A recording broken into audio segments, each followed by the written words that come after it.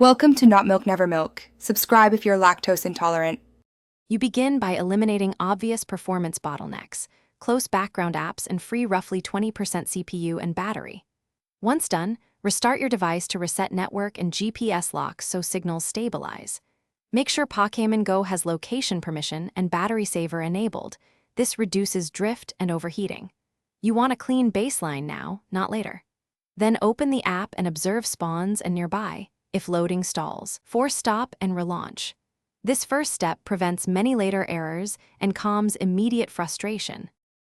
You now optimize the play loop to reduce anxiety and wasted time.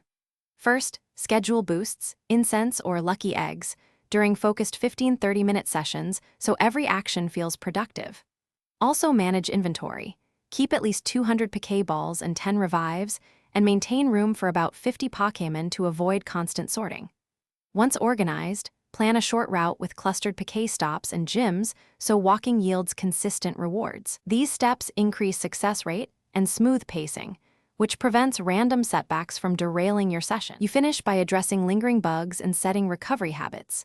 If encounters freeze or items vanish, sync your account and clear the app cache to remove corrupted temp data, then relaunch. Make sure to switch between Wi-Fi and cellular or toggle airplane mode briefly to re-establish a clean connection.